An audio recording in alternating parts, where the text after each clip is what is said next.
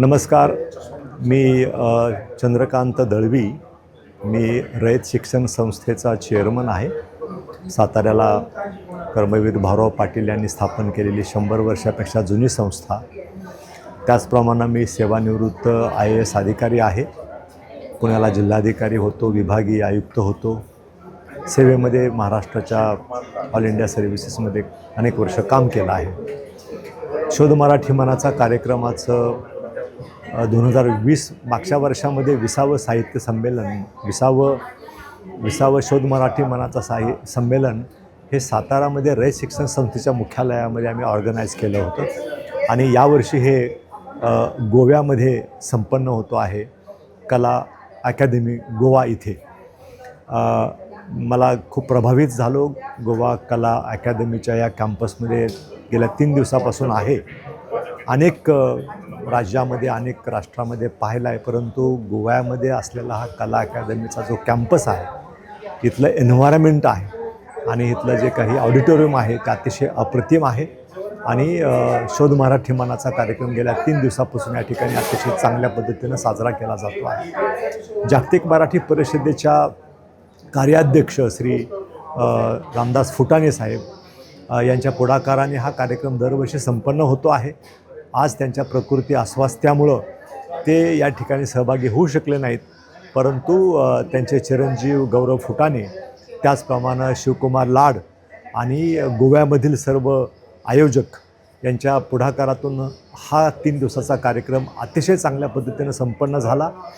याची रचना अप्रतिम अशा प्रकारची केली होती आणि प्रत्येक सेशनमध्ये ज्या निमंत्रितांना बोलावलं होतं आणि त्यांनी ज्या पद्धतीने इथं मांडणी केली, जो प्रतिसाद इथे सगळ्या गोवेकरांनी दिला ह्या कार्यक्रमासाठी, विशेषतः विद्यार्थ्यांनी, शैक्षणिक संस्थांनी, गोवा शासनानं जो सपोर्ट केला, यामुळं हा उपक्रम अतिशय संपन्न चांगल्या पद्धतीनं झाला असं म्हटलं तर वावगं होणार नाही.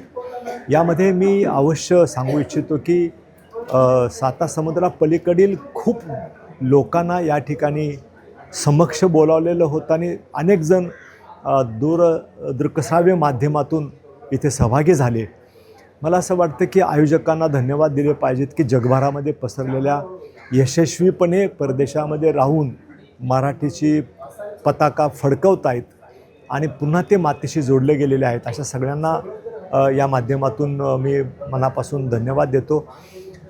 इथे यामध्ये मोठ्या प्रमाणावर तरुणांचा सहभाग मला पाहायला मिळतो आहे आणि हे सगळ्यात सुचिन्ह आहे असं म्हटलं तर चुकीचं होणार नाही.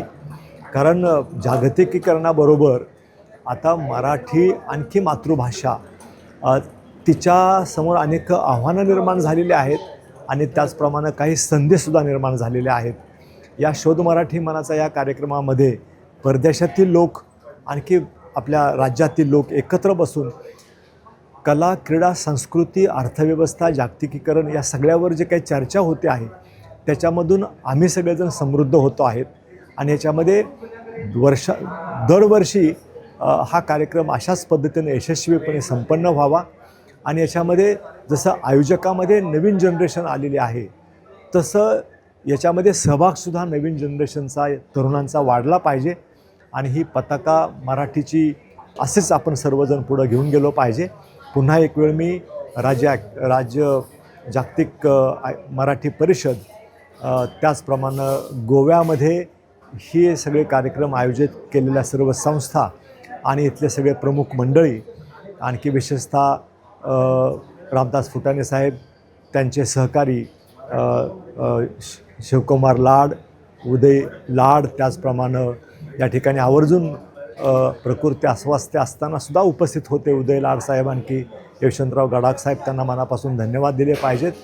आणखी गोव्यामधल्या सर्व संस्थांनी एकत्र येऊन दशरथ परब, गौतम देसाई अशा सर्व मान्यवरांच्या उपस्थितीमध्ये हा कार्यक्रम खूप चांगला संपन्न केल्याबद्दल मनापासून धन्यवाद. आमच्या सगळ्यांची व्यवस्था, आमचं आदरातिथ्य अतिशय उत्कृष्ट पद्धतीनं गोवेकरांच्या पद्धतीनं केलं, त्याच्याबद्दल सर्व गोवेकरांना धन्यवाद देतो आणि थांबतो.